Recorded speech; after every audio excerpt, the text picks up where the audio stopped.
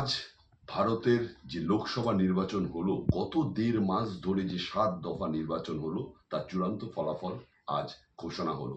এই মুহূর্তে আমি যখন কথা বলছি তখনও কিন্তু সেই গণনা পর্ব চলছে।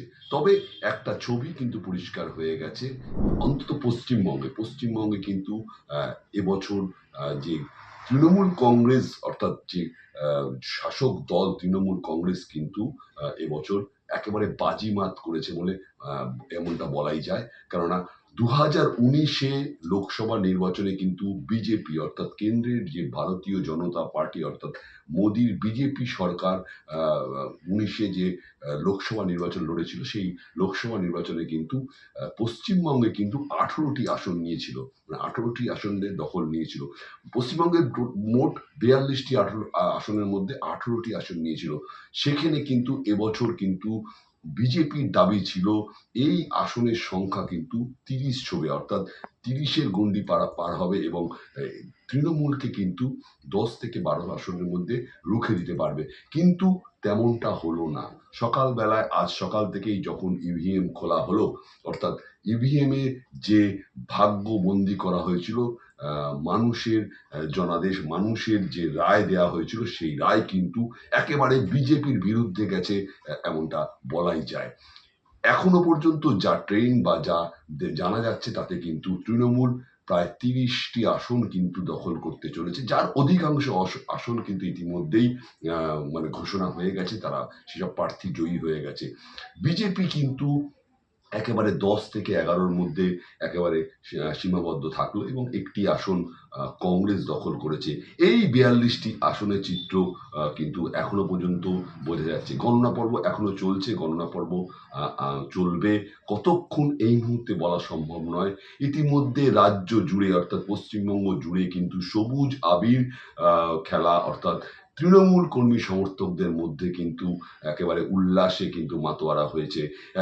এবছর কিন্তু গণমাধ্যমগুলো, যে ভারতবর্ষে যে গণমাধ্যমগুলো যে এক্সিট পোল চালাচ্ছিল, গত ১ তারিখ নির্বাচন শেষ হওয়ার পর থেকে যে এক্সিট পোল চালাচ্ছিল, অর্থাৎ বুথ ফেরত সমীক্ষা চালাচ্ছিল, সেখানে কিন্তু দেখাচ্ছিল যে বিজেপির একটা বিরাট হাওয়া। সেখানে দাবি করা হচ্ছিল যে বিজেপি এবার ভারতবর্ষে কিন্তু ৫৪৩টি আসনের মধ্যে ৪০০ বেশি আসন নিয়ে ক্ষমতায় আসতে পারে বলে এমন একটা কিন্তু অনুমান দেয়া হচ্ছিল, যা কিন্তু আজ ইভিএম খোলার পরে কিন্তু সম্পূর্ণ উল্টো ছবি দেখা গেল। ভারতের যদি আমরা চিত্রটা ধরি, পশ্চিমবঙ্গ থেকে বেরিয়ে ভারতের যে চিত্রটা দেখি, ভারতের চিত্রও কিন্তু বিজেপির ক্ষেত্রে কিন্তু খুবই খারাপ। বিজেপি একক সংখ্যাগরিষ্ঠতা নিয়ে সরকার গড়তে পারবে কিনা সেটা কিন্তু প্রশ্ন রয়েছে। এখনো পর্যন্ত যা জানা যাচ্ছে, যার গণনা যতটুকু সমাপ্ত হয়েছে, তার মধ্যে কিন্তু বিজেপি একক সংখ্যাগরিষ্ঠতা নিয়ে কোনোভাবেই সরকার করতে পারবে না। তাকে এনডিএ অর্থাৎ যে এনডিএ যে জোট রয়েছে, সেই এনডিএ জোটেই কিন্তু সরকার গড়তে হবে। পাশাপাশি কিন্তু যেখানে দেখা যাচ্ছে কিন্তু ইন্ডিয়া যে জোট যে তৈরি হয়েছে, রাহুল গান্ধী মানে প্রধান মুখ যদি কংগ্রেসের বলা হয়, রাহুল গান্ধীকে মুখ রেখে যে ইন্ডিয়া জোট তৈরি হয়েছিল, যে একাধিক দল এসে মোদী বিরোধী অর্থাৎ মোদী সরকারের বিরোধী যে জোট তৈরি হয়েছিল, সেই জোটও কিন্তু যথেষ্ট ভালো ফলাফল করেছে। সেই সংখ্যাও কিন্তু ২৩০ পেরিয়ে গেছে ইতিমধ্যেই।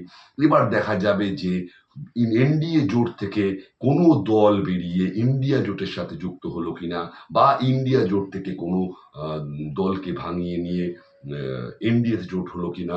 এইভাবে একটা কিন্তু মিলিত বা মিলিঝুলি সরকার যেটাকে বলে, সেরকম সরকার কিন্তু হতে চলেছে, তার একটা আভাস আমরা পাচ্ছি। তবে পশ্চিমবঙ্গ কিন্তু মমতা বন্দ্যোপাধ্যায় যে লড়াই লড়েছে বিজেপির বিরুদ্ধে, তা আজকে কিন্তু ফলাফল পরিষ্কার হয়েছে এবং বিজেপিকে যে অন্তত পশ্চিমবঙ্গের সাধারণ মানুষ, সাধারণ ভোটাররা কিন্তু ভালোভাবে নেয়নি, অর্থাৎ বিজেপি যে আশাটা করেছিল সেই আশা কিন্তু আশানুরূপ ফল পায়নি, সেটা বলাই যায়। তবে কিভাবে কিভাবে সরকার হবে ভারতের পরবর্তীতে, কে সরকারে বসবে অর্থাৎ প্রধানমন্ত্রীর আসনে কে বসবে সেটা তো সময়ই বলবে। তবে এই মুহূর্তে যা ট্রেন্ড তাতে হয়তো এনডিএ সরকার গড়বে। সেখানে প্রধানমন্ত্রীর মুখ নরেন্দ্র মোদী থাকবে কিনা সেখানেও কিন্তু প্রশ্ন রয়েছে। ইতিমধ্যে দুই জোট অর্থাৎ এনডিএ এবং ইন্ডিয়া এই দুটো জোটের মধ্যেই কিন্তু আভ্যন্তরীণ একটা বৈঠক চলছে। আরো এই গণনার পুরো ছবিটা পরিষ্কার হলে এবং এই 543টি আসনের মধ্যে কার কত আসন দখল পরিষ্কার যত তাড়াতাড়ি হবে তত তাড়াতাড়ি কিন্তু বোঝা যাবে যে কে এবার সরকার করছে, অর্থাৎ 2024-এর লোকসভা নির্বাচনে কে সরকার গড়বে। ভারতের ওই মসনদে বা ওই প্রধানমন্ত্রীর আসনে কে বসবে তা পরিষ্কার হবে। আপাত দৃষ্টিতে কিন্তু বলাই যায় যে এখনো পর্যন্ত কিন্তু এনডিএ সরকার করার জায়গায় রয়েছে, যেখানে ইন্ডিয়া আসেনি বা ইন্ডিয়া সেই জায়গায় পৌঁছাতে পারেনি।